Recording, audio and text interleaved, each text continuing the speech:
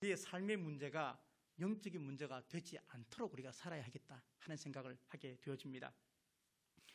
우리의 삶의 문제가 영적인 문제가 되고 또 그것이 하나님의 은혜와 복의 통로를 막는다면 우리는 능력 있는 그리스도인으로 살아갈 수가 없게 되고 천국에는 천국 가는 그 마지막 믿음의 결국까지도 우리가 막히는 결과를 초래할 수도 있다는 사실을 우리가 인지하면서 삶을 살아야 하겠다 하는 생각을 합니다.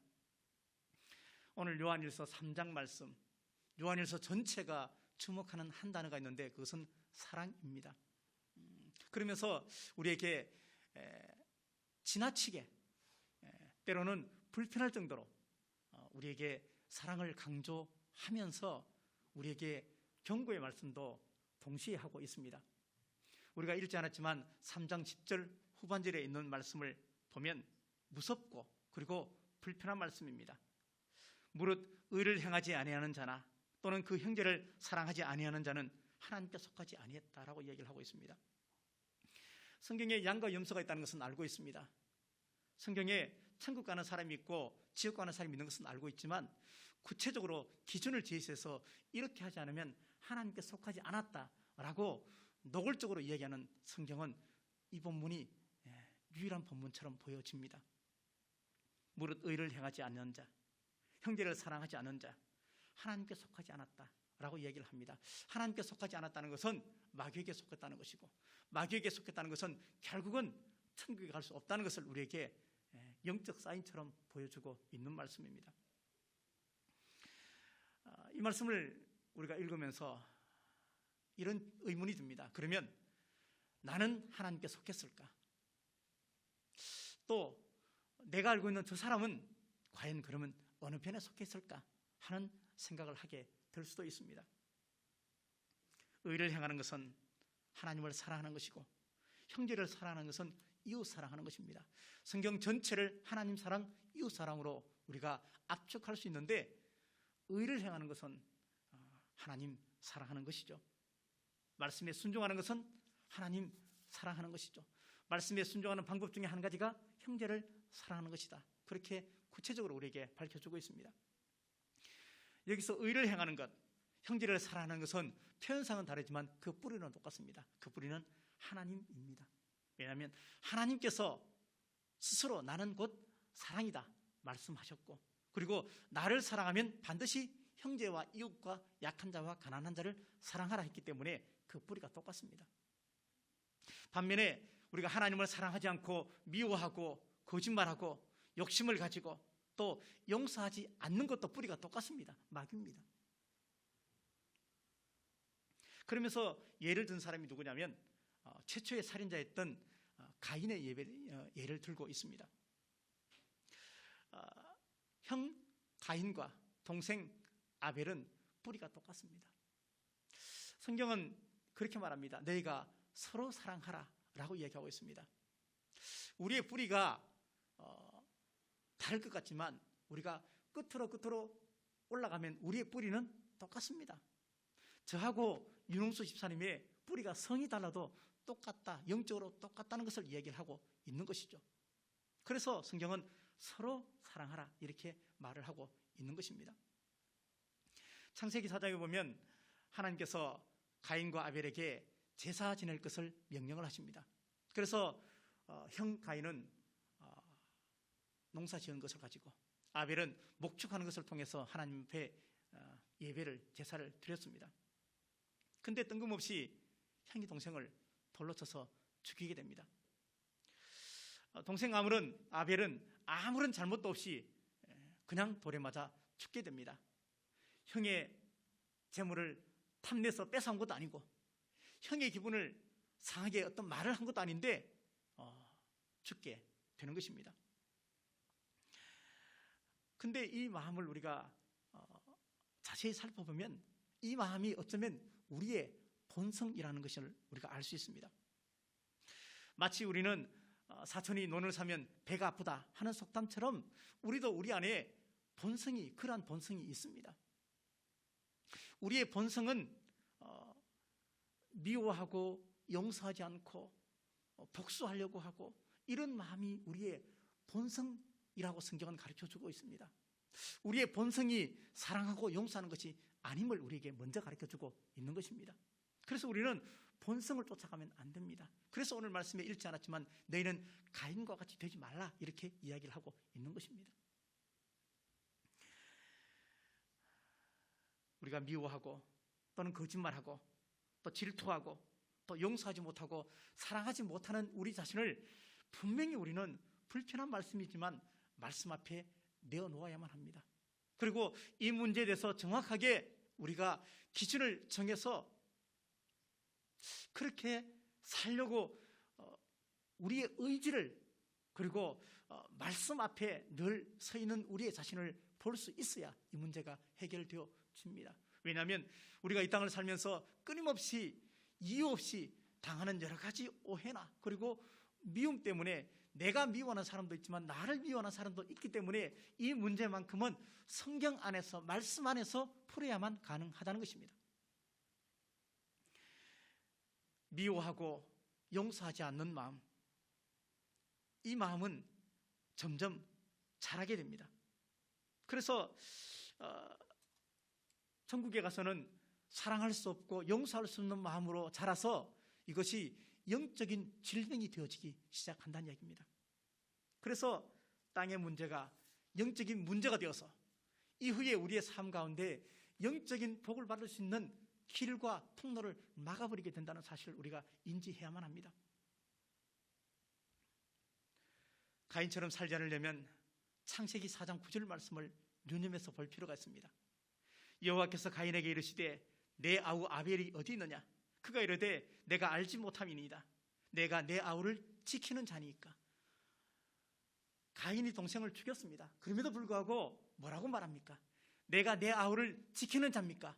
지금 하나님에게 이야기를 하고 있습니다. 남들이 어떻게 되든 말든 나는 상관없어. 나만 잘 되면 돼. 음식을 사 먹는 사람은 어찌되든 간에 나는 돈만 많이 벌면 돼. 다른 사람이야 차를 어디다 세우든 내 차만 그냥 좋은 자리에 세우면 돼. 나의 이익과 욕심을 채우기 위해서 다른 사람에는 안중에도 없다. 다른 사람은 정말 일도 생각하지 않는 크리스찬이라면 이것은 내가 내 아우를 지키는 자입니까? 하는 대답과 똑같습니다. 내가 내 아우를 지키는 자입니까? 이 말이 사실은 세상에서 하는 말이죠. 예수 안 믿는 사람이 해야 하는 말이죠. 근데 이것이 이제는 교회 안에 들어왔어도 남이 어찌됐든 간에 내 가족만 잘 되면 돼. 남이 어찌됐든 간에 나만 건강하면 돼. 남의 새끼는 어떻게 되든 상관없이 내 자식만 잘 되면 돼. 이러한 마음을 가지고 산다면 내가 내 아우를 지키는 자입니까? 했던 가인의 말이 우리의 말이 될 수도 있다는 것입니다. 근데 이러한 마음은 여러분에게는 없을지 모르겠지만 저 안에도 있더라고요. 제가 이 본문을 창세기 4장 말씀과 그리고 요한일서 3장 16절 말씀을 그리고 오늘 설교의 제목이 두 개의 요한복음 3장 16절, 다시 말하면 요한이 썼던 요한복음 3장 16절과 요한일서 3장 16절을 비추어 빗대어 겹쳐 봤을 때 저 안에도 이런 마음이 있더라고요. 우리가 면접을 보거나 아니면 중요한 시험을 앞두고 나면 얼마나 가슴이 두근거립니까? 그렇죠. 운전면허증 시험 하나를 우리가 봐도 얼마나 두근합니까? 그래서 청심환을 먹어도 가슴이 막 쿵쾅쿵쾅 거리는 거 우리가 다 느낄 수가 있는데, 저도 여러 번 시험을 치면서 여러 번 설교를 하면서 제 마음속에 지금은 다 자유했지만 그때는 왜 그런 마음을 가졌을까? 그래서 제 안에 드는 한 가지 결단한 것이 있습니다. 그것은 뭐냐면 말에 실수할 수는 있고 행동에 실수할 수 있지만 마음에는 실수하지 말자 하는 생각입니다. 마음은 실수하지 말자. 제가 중학교 애들 상대로 교육전도사를 할 때 연합집회를 한번 했습니다. 연합집회에 사람이 엄청 많이 모였습니다. 저희 교회만 하는 것이 아니고 초청잔치를 하면서 같이 친구 초청 주일과 함께 또 복음을 전하는 그런 집회가 있어서 많은 사람들이 오래 장시간 준비해서 그 집회를 하면서 설교를 저 혼자만 하는 것이 아니고 여러분들이 함께 돌아가면서 설교를 하게 되었습니다. 마음에 긴장이 되기도 하고, 그런 경험이 난생 교육전도사라서 처음이기 때문에 카메라도 돌아가고 그래서 긴장하고 있는데 불현듯 제 마음속에 이런 마음이 훅 들어오는 거예요. 우리 교회에서 했기 때문에 제가 마지막 설교니까 앞에 하시던 설교하시는 분들이 설교를 다 죽 썼으면 좋겠다, 이런 마음이 갑자기 훅 들어오는 거예요. 이런 마음이 어떻게 들어올 거예요, 그죠? 다 그냥 설교 대충 하고 마지막 주자인 내가 설교를 정말 잘해서 역시 이 교회 전사님이 정말 잘한다, 이런 생각이 들게끔 설교를 다 이렇게 망쳤으면 좋겠다, 이런 생각이 갑자기 드는 거예요. 이게 얼마나 참 웃으면서 얘기하지만 이건 무서운 마음이거든요. 정말 무서운 마음이에요. 우리는 큰 죄, 작은 죄를 구분하지만요, 성경은 큰 죄, 작은 죄가 없습니다. 죄는 다 똑같습니다.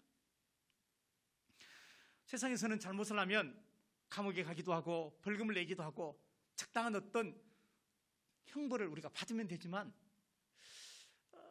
성도는 미워하고 용서하지 않고 사랑하지 않는 것에 관해서 감옥에 보내지 않습니다. 그런데 감옥에 보내지 않는 대신에 더 엄격한 말씀을 하는데 뭐라고 말씀하시느냐?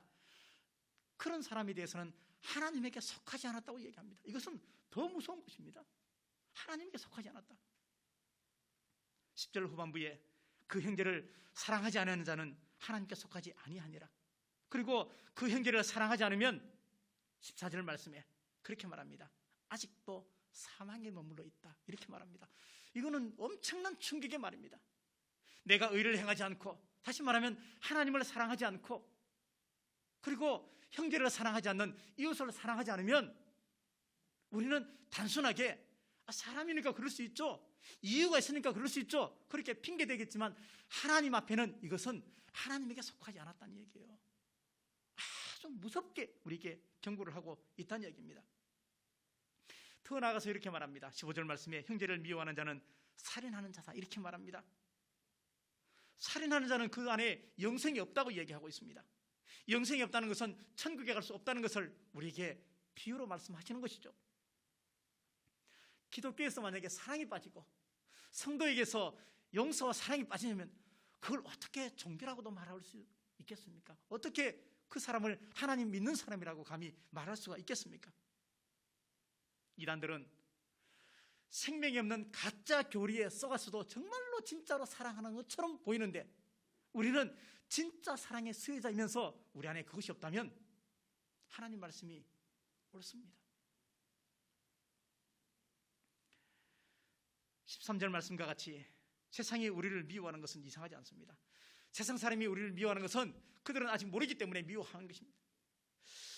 하나님의 사랑을 경험하지 못했기 때문에 예수 믿는 사람을 핍박하고 미워하는 것은 당연하다고 생각할 수도 있습니다. 그렇지만 하나님의 사랑을 알고 있는 우리가, 구원을 받았다는 우리가, 그리고 영생을 선물로 받았다는 우리가 만약에 사랑하지 않고 용서하지 않으면 불신자가 우리를 미워하는 것보다 우리가 더 나쁜 사람이라고 성경은 이야기한다는 것입니다. 그러면서 사망이 그를 잡고 있다, 그렇게 이야기를 하고 있습니다. 그런 면에서 생각하면 우리 신앙생활은 끊임없이 무엇을 하는 작업이냐? 믿음을 지켜나가는 과정이죠. 근데 믿음을 지켜나가는 과정 중에서 제일 중요한 것 중에 하나가 사랑하고 용서하는 것의 반복적인 삶이 우리 신앙생활입니다. 결국 믿음을 지켜나가는 것은 하나님께서 주신 구원의 자격을 내가 잃지 않는 것이지만, 구원의 자격을 잃지 않으려면 우리는 끊임없이 하나님을 사랑하고 이웃을 사랑해야 되고 형제를 내 목숨처럼 아끼고 사랑해야 한다라는 것을 우리에게 가르쳐주고 있습니다. 자, 그렇다면 우리가 하나님을 믿기 때문에 미워하는 사람이 없습니까? 나는 정말로 미워하는 사람이 없습니까? 미워하는 사람이 없어야 되지 않겠습니까? 아직도 미워하는 사람이 있습니까? 오늘 말씀을 생각해 보면 어쩌려고 아직도 하나님을 미워하십니까? 영생에 속하지 않는다고, 하나님에게 속하지 않는다고 그렇게 얘기하는데 우리가 언제까지나 미워하는 마음을 가지고 살아가야 하겠습니까?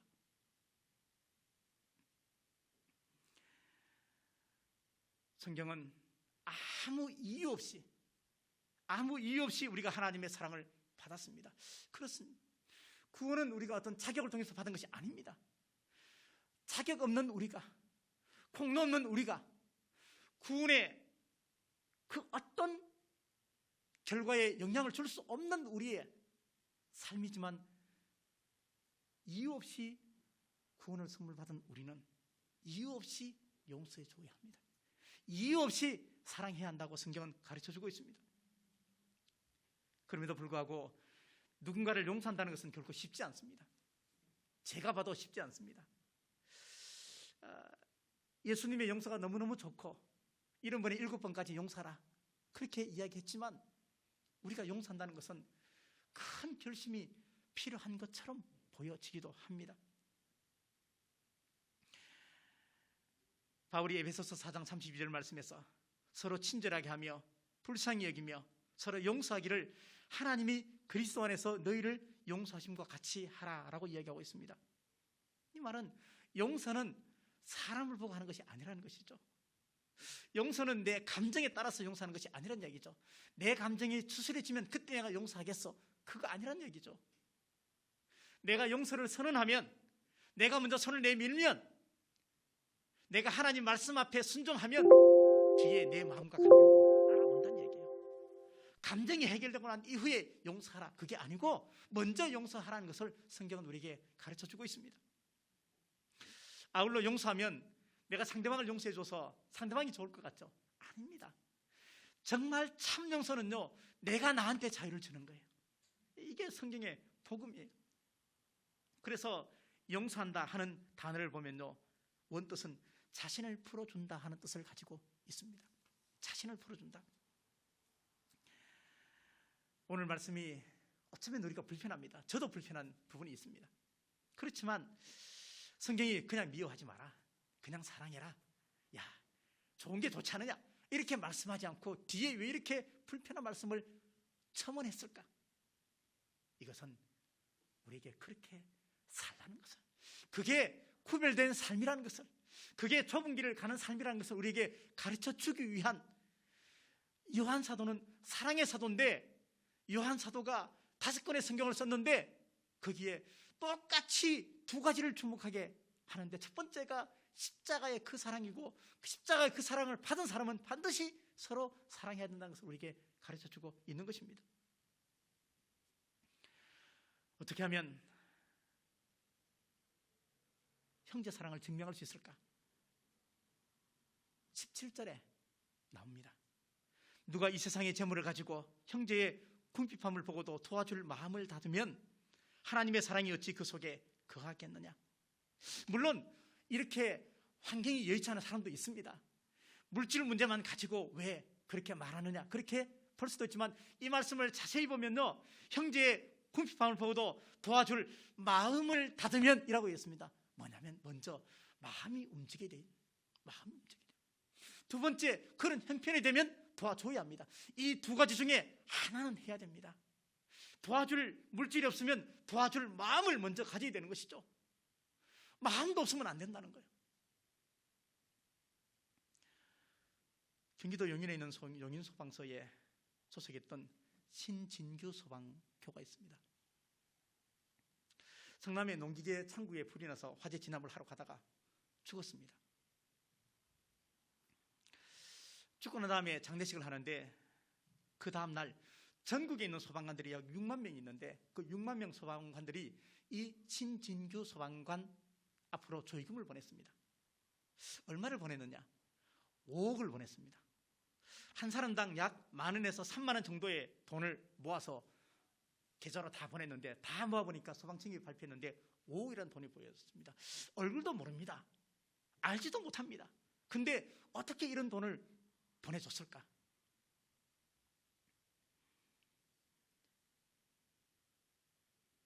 소방관들의 마음속에 나도 저렇게 죽을 수 있다는 생각을 했습니다. 내가 만약에 가장인데 내가 죽으면 내 가족들이 얼마나 어렵게 살까? 나라에서 주는 지원금이 있지만 턱없이 부족하다는 것을 알기 때문에 그 신진규 소방관의 죽음을 보면서 자신의 죽음을 겹쳐서 보면서 전국에 있는 소방관들 99%가 돈을 보내서 그 가정을 도왔습니다. 예수 안 믿는 사람도 누군가를 도와주면 다들 칭찬합니다. 그렇죠? 근데 예수 믿는 사람이 가난하고 약한 사람을, 궁핍한 사람을 보면서 도와줄 마음조차도 없다는 것은, 이것은 다른 사람은 알지 못하겠지만 하나님은 그 마음을 아시잖아요. 물질이 없는 것을 하나님이 꾸중하는 것이 아닙니다. 도와주지 않는 것을 꾸중하는 것이 아닙니다. 도와줄 마음을 닫으면 안 된다. 이것은 자기 사랑입니다. 내 것이라는 것이죠. 물질에 관한 주권이 나에게 있고 내가 열심히 땀 흘려 벌었다는 것을 하나님을 인정하지 않는 물질을 이야기하는 것입니다.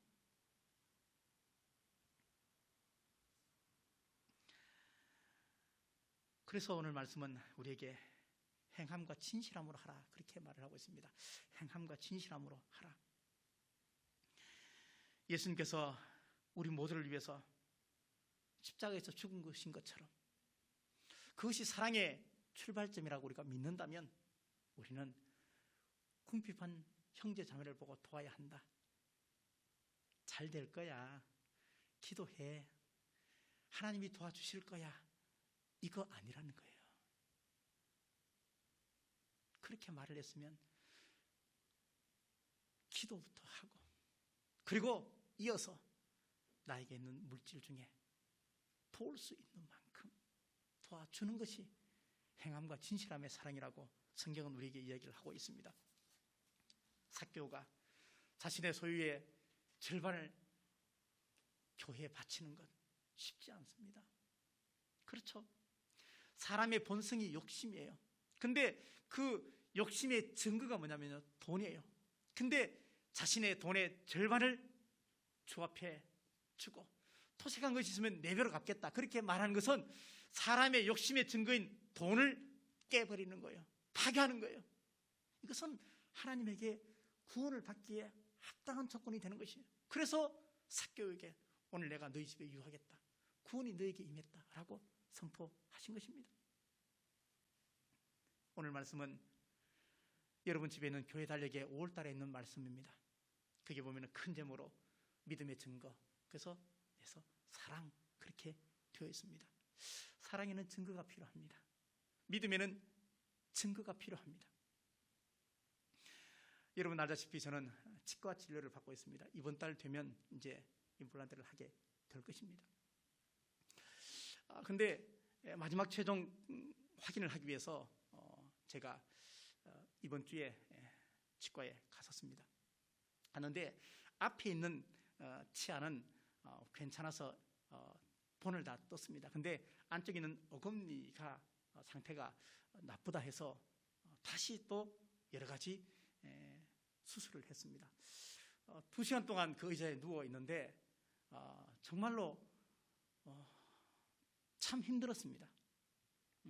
입을 벌리고 있으면서 계속해서 입을 벌리는데 안에 마취를 3번이나 연장하면서, 그리고 수술을 하고, 그리고 피가 나와서 거즈로 다 닦고 이러면서 2시간 동안 거기 있는 거예요. 그래서 너무너무 아팠습니다. 힘들었습니다. 마취를 한 번 하고 또다시 마취를 또 한 번 더 하고 또다시 마취를 한 번 더 하고 이러면서 참 힘들게 그렇게 했지만, 그래도 이게 또 발견되었으니까 또 할 수 있게 됐다, 고마운 마음 속에 이제 2시간 지난 이후에 지하로 내려와서 차를 몰고 나왔습니다. 나오는데 주차하시는 분이 너무 오래 있어서인지 저를 보고 어디가 또시냐고 이렇게 묻는 거예요. 근데 제가 말을 할 수가 없었습니다. 너무 아프기도 했었고, 그리고 또 입이 아팠고 안에 피가 나서 거즈를 물고 있었고 너무 아파서 말을 할 수 없고 써줄 수도 없고, 근데 계속해서 어디가 또시냐고 자꾸 소리가 커지는 거예요. 제가 어떻게 했을까요? 네. 마스크를 벗고 했습니다. 그랬더니만 그분이 단박에 보내주더라고요. 굳이 말로 하지 않아도 그냥 해서 보여주니까 치과에 갔다 왔구나. 금방 그분이 제 얼굴을 알지도 못하는데 그렇게 보내주는 거예요. 사랑의 증거가 필요합니다. 믿음의 증거가 필요합니다. 내가 정말 하나님을 믿는 증거가 필요합니다. 그것은 예배죠. 그것은 형제 사랑이죠. 그것은 공간을 초월해서 거짓말하지 않고 정직하게 사는 것이죠. 말씀대로 내가 순종하면서 살아나가는 것이죠. 종교교육을 했던 루터가 사제였지 않습니까? 근데 그 사제인 루터가 시간만 나면, 아니 시도 때도 없이 신부 앞에 가서 고해성사를 하는 거예요. 왜? 고해성사를 해야 그 신부가 내 죄를 사해 주니까. 틀린 성경의 교리입니다. 틀렸습니다. 근데 그 당시 가톨릭 교회가 그랬습니다. 지금도 그렇습니다. 그래서 너무 자주 가니까 신부가 하는 말이 루터에게, 야 제발 이렇게 너무 자주 오지 말고 죄를 한꺼번에 좀 모아서 와, 이렇게까지 이야기하는 거예요.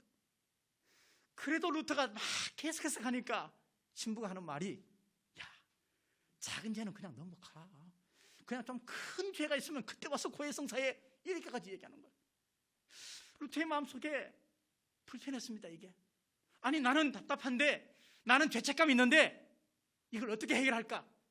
그때부터 성경을, 로마서를 줄기차게 읽으면서, 그렇구나, 의인은 믿음으로 산다고 이야기하면서 죄는 사람이 용서해 주는 것이 아니고 하나님에게 회개하면 용서받을 수 있다는 눈이 뜨이기 시작했습니다. 그래서 루터가 종교개혁을 하기 시작했습니다.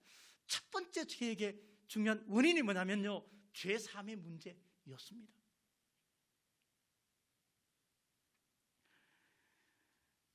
우리 신앙 생활을 말씀 앞에 비추어 보아야 합니다. 우리 세상에서의 삶도 말씀 앞에 비추어 보아서 살아야 합니다. 성령께서 이끄시는 믿음 생활을 하셔야 합니다. 하나님은 그것을 우리에게 요구하고 있는 것입니다. 어떤 장로님께서 이렇게 고백을 하셨습니다. 부유하지 않지만 늘 가난한 사람을 돕겠다 하는 마음속에서 집에 가면 작은 금고 하나를 만들어 놨습니다. 손을 넣었다 뺐다 할 수 있는 금고입니다. 근데 그 금고 안에 은혜가 되면 자기의 지갑을 다 털어서 자기 돈을 거기에 자기도 넣는 거예요. 그리고 도울 일이 있으면 거기서 끄집어내가지고 덮습니다. 어느 날 친구가 와서 그 금고를 보는데 금고 안에 이따만한 못이 박혀 있는 거예요. 그래서, 아니 저기 김 장로, 저기 왜 못을 저렇게 받아놨어? 못 빼. 그렇게 말하니까 장로님이 하시는 말씀이, 내가 일부러 박았어. 왜? 누군가를 도우려고 돈을 넣을 때도, 또 도우려고 돈을 뺄 때도 손을 넣으면서 그 못에 다 손이 끓이면서 예수님의 십자가의 피가 생각이 나. 그러면서 돈을 넣고 뺄 때 그 끓인 내 손을 보면서 이 모든 것이 하나님의 은혜와 십자가의 사랑이라는 것을 기억하기 위해서 내가 일부러 거기다 못을 박았어. 그렇게 이야기를 하는 겁니다. 기억합시다. 모든 것은 사랑의 문제입니다. 모든 것은 사랑의 문제입니다. 모든 것은 은혜의 문제입니다. 궁일한 마음을 가지는 것도 은혜와 사랑의 문제이고, 내가 직접 물질을 가지고 돕는 것도 은혜와 사랑에 관한 문제입니다. 세상은 능력과 그리고 효율성을 강조합니다. 세상은 능력을 강조합니다. 세상은 똑똑한 것을 원합니다. 그렇지만 성경은 그렇게 말하지 않습니다. 성경은 은혜를 말합니다. 요즘 같은 과학시대, 요즘 같은 시대에 무슨 은혜고 요즘 같은 시대에 무슨 사랑이냐, 그렇게 말할 수도 있습니다. 성경을 보십시오. 아침 9시에 와서 일하러 갔던 사람은 능력 있는 사람입니다. 똑똑한 사람입니다. 12시에 일하러 간 사람은 그래도 능력 있는 사람이니까 뽑혀서 간 거 아닙니까? 근데 오후 5시에 6시에 문을 닫는데 5시에 와서 1시간만 일하는 그 사람은 능력이 있는 사람은 결코 아닙니다. 주인의 은혜로 그 사람은 뽑혀서 갔습니다. 그러나 세상은요, 능력을 보기도 하고 세상은 실력을 보기도 하지만 하나님은 뭐를 보느냐? 은혜로 사람을 선택하는 거예요. 사랑으로 선택하는 거예요. 너희가 정말로 하나님 말씀에 순종하며 의를 행하느냐? 형제를 위해서 정말로 아끼고 사랑하며 도와주느냐? 그 마음을 닫지 않고 살고 있느냐? 너희에게 믿음의 증거인 사랑이 있느냐? 하는 것에 관해서 항상 하나님은 우리에게 저울질하고 있다는 이야기입니다. 아울러 우리가 이 땅에서 사는 삶의 모든 것이 우연이 된 것이 없듯이 모든 것은 영적인 문제와 연결되어져 있습니다.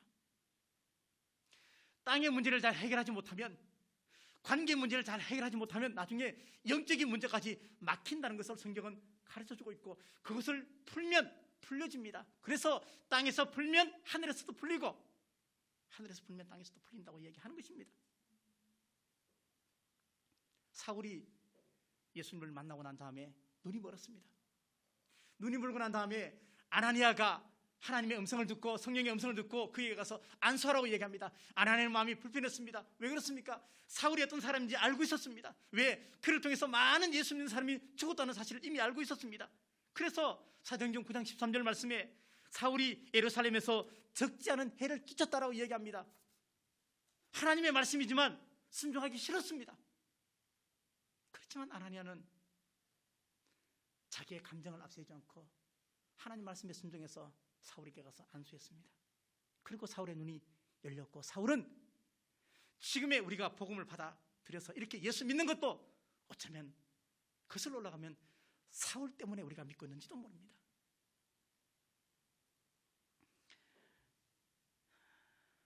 바울은 복음을 전하면서 가택연금을 당하게 됐고 로마 감옥에 갇히기도 했습니다. 그렇지만 믿음을 향한 발걸음은 멈추지 않았습니다. 경건하게 살고자 하면 박해를 받을 수밖에 없습니다. 구별되어 살고 거룩하게 좁은 길을 걸어가면 세상 사람의 손가락질을 할 수도 있습니다. 그러나 그것에 연연하지 마십시오. 세상 사람이 복음 때문에 당하는 핍박, 내가 죄를 지어 잘못해서 감옥 가는 것은 어쩔 수 없고 당연한 것이지만, 그러나 복음 때문에 내가 핍박을 받는 것에 관해서는 하나님의 나라에서는 이것이 상급이요, 내가 믿음을 지켜나가는 좁은 길을 걸어가고 있다는 믿음의 증거라고 성경은 우리에게 약속을 하고 있습니다. 세상의 가치관을 우리가 따라가고 세상의 문화에 편승하고 인본주의 세계관을 따라가면서 영적인 핍박과 어려움은 절대 우리가 만날 수 없습니다. 세상 사람처럼 살면 우리 영적인 어려움 없습니다. 그냥 그대로 살면 됩니다. 흘러가는 대로 살면 됩니다.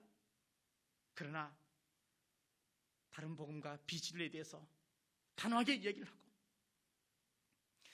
우리가 교회를 다니는 것이 무병장수나 만사 형통이나 아니면 십자가 없는 영광을 추구한다거나 이렇게 하지 않고 정말 주님께서 원하시는 삶을 살아가면서 고통과 어려움이 있으면, 내가 예수님을 정말로 잘 믿으려고 생각하고 잘 믿고 있고 최선을 다해서 말씀 의지해서 살고 있는데 내가 지금 어렵다면 우리 안에 말씀이 주는 위로와 약속을 다시 보시는 눈을 뜨시기 바랍니다.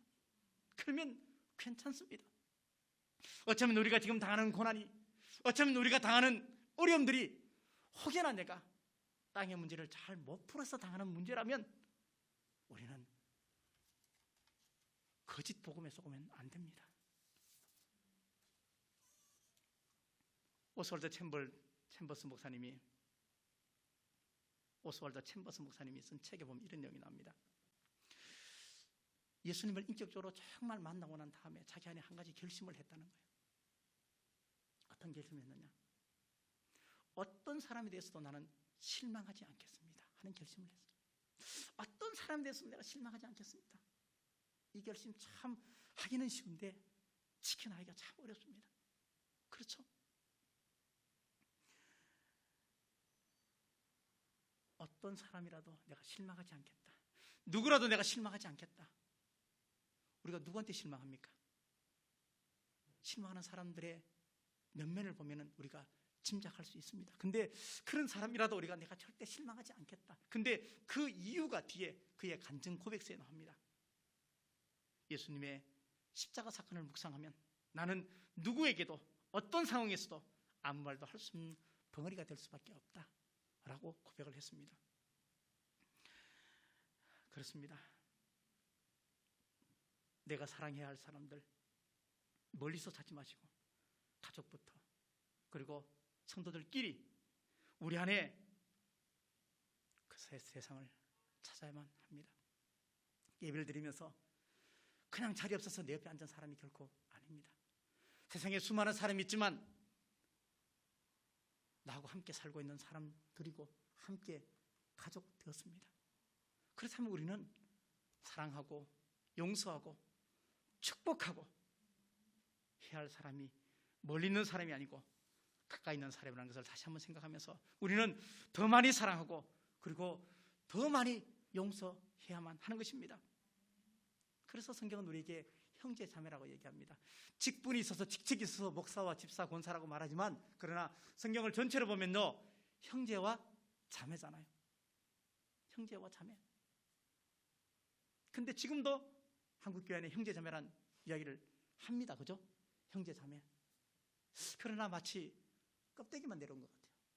마음으로는 정말로 형제 자매처럼 정말로 목숨을 줄 만큼 우리가 아끼고 사랑하느냐 하는 문제는 다시 점검해 보아야 합니다. 초대 그리스도인, 초대 교회에서는요, 형제 자매 이것은 넌센스였습니다. 어떻게 형제 자매가 돼요? 내가 주인이고 내 종인데 같은 자리에서 어떻게 내가 죄를 가지고 형제라고 말할 수 있습니까? 그럴 수 없습니다. 요한이 예수님의 제자로서 그의 이름이 점점 알려지면서 요한 공동체가 만들어졌습니다. 요한 공동체가 만들어지면서 많은 사람이 이 공동체 안에 들어왔습니다. 근데 들어온 사람들 중에서 실력도 다르고 빈부도 다르고 다 모두가 다른 조건에서 온 사람들이기 때문에 얼마나 그 안에서 싸우는지 알 수 없습니다. 그래서 요한은 뭐라고 말하냐? 서로 사랑하라. 너희는 그리스도 예수 안에서 한 뿌리가 되었으면서 형제와 자매다. 성찬식을 하면서 어떻게 내가 주인이었는데 종인 쟤한테 함께 형제요, 어떻게 말할 수가 있습니까? 이것은 감정을 뛰어넘는 것입니다. 우리 신앙은 이성을 뛰어넘는 것입니다. 우리 신앙은 말씀에 순종함에 있고 그 말씀의 순종함은 십자가의 그 사랑과 십자가의 그 피의 능력에 있다는 것을 우리에게 가르쳐주고 있습니다.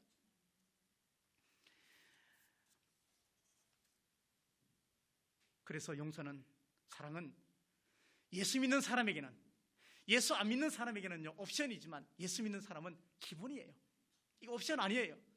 예수 믿는 사람은 당연히 용서해야 되고 당연히 사랑해야만 합니다. 잠언 10장 12절 말씀에 미움은 다툼을 일으켜도 사랑은 모든 허물을 가려준다 라고 이야기하고 있습니다. 베드로전서 4장 7절 8절에서 만물의 마지막이 가까웠으니 그러므로 너희는 정신을 차리고 근신하여 기도하라. 무엇보다 뜨겁게 서로 사랑할지니 사랑은 허다한 죄를 덮는다 말씀하시면서 예수님께서는 요한복음 13장 34절에서 새 계명을 너희에게 주노니 서로 사랑하라. 내가 너희를 사랑한 것 같이 너희도 서로 사랑하라. 그렇게 말씀하십니다. 사랑하고 용서하는 것이 진짜 교회의 모습이라는 것을 우리에게 가르쳐주고 있습니다. 진짜 성도의 모습이라는 것을 가르쳐주고 있습니다. 사랑하는 성도 여러분, 덜 똑똑해도 괜찮습니다. 덜 부자가 되어도 괜찮습니다. 덜 건강해도 괜찮습니다. 하나님 더 사랑하시고 형제를 더 사랑하면 우리 충분히 살아갈 수가 있습니다. 그리고 그 끝이 우리 모두에게 멀지 않았습니다. 그때까지만 참고 견디시고 믿음의 증거인 사랑의 삶을 살아가시면 됩니다. 시간 내서 저와 함께 밥 함께 하십시다. 이것이 사랑의 첫 출발점입니다. 기도하겠습니다. 하나님 아버지 고맙고 감사합니다. 우리의 믿음의 수준을 바라보면